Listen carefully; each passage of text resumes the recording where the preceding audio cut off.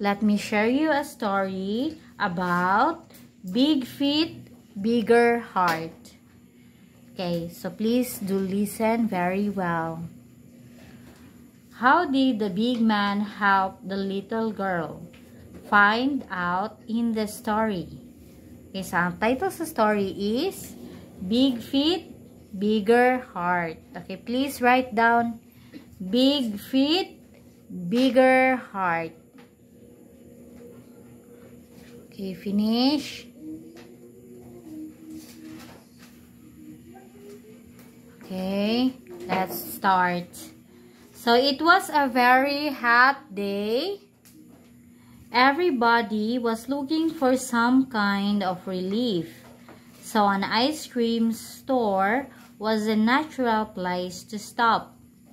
A little girl, holding her money, tightly entered the store.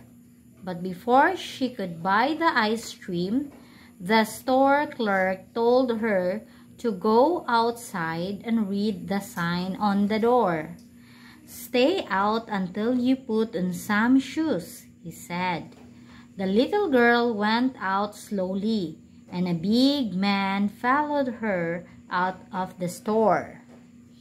He watched as the little girl stood in front of the store and read a sign, "No bare feet." Okay, so meaning to sa no bare feet, dili pwede magtiniil. Okay?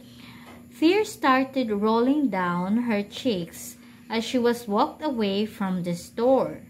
Just then, the big man called her. He was sitting on a bench while he took off his size 12 shoes and put them in front of the girl. "Here," he said. "You won't be able to walk in this, but if you can slide along, you can get your ice cream."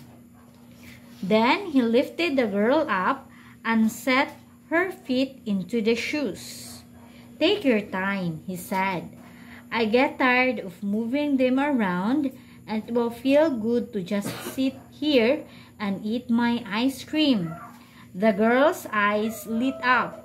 She immediately went to the counter and ordered her ice cream. He was a big man, all right. Big belly, big shoes, but most of all, he had a big heart. Okay, so I will explain in Bisaya or vernacular language. Okay ra?